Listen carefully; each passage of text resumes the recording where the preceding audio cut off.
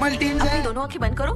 শুভ অপরাহ্ন, সবাই কেমন আছেন? আশা করি ভালো আছেন। আজকে কথা বলবো survival thriller Malayalam movie Manjummel বয়েস নিয়ে। এই মুভিটা দেখার পর আমার মনে প্রশ্ন জেগেছে যে আমি কিভাবে এই মুভিটা রিভিউ করব, কারণ আমি এই মুভিটা দেখে আমার ভাষা হারিয়ে ফেলেছিলাম। ভাবছিলাম যে কিভাবে এই মুভির স্ক্রিপ্ট লিখবো। ভাষা ফিরে পাওয়ার পরই লিজা স্টুডিও আপনাদের সাথে হাজির হয়েছে মানজুমাল বয়েসদের নিয়ে।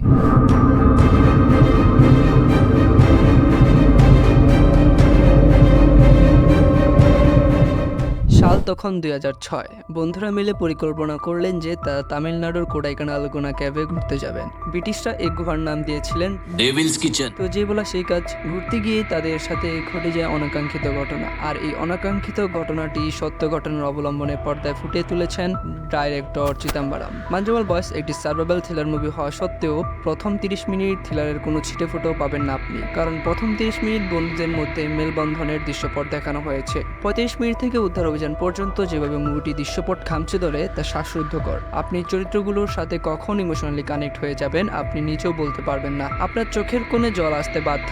চরিত্রগুলোর অভিনয় এবং ইমোশন দেখে মনে হবে না যে তারা অভিনয় করছেন, মনে হবে যে দৃশ্যগুলো সিসিটিভি ফুটেজ। तू होता तो क्या करता?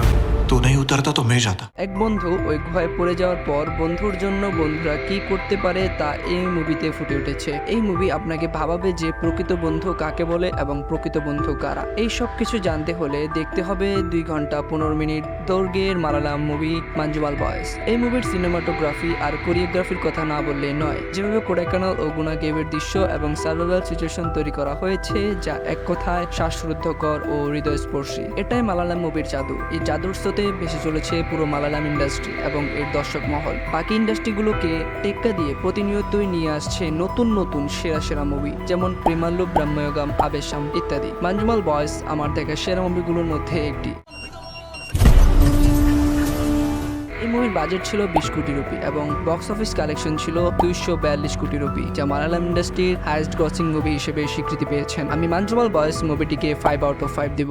মালায়ালাম মুভিকে আমি মুভি বলবো না, বলবো কবিতা। কোনোটা সুখের, কোনোটা দুঃখের, আবার কোনোটা গায়ের প্রতিটি লোম দাঁড় করিয়ে দেওয়ার। মুভিটি দেখার সময় অজান্তে আমার চোখের কোণে জল এসে পড়েছিল।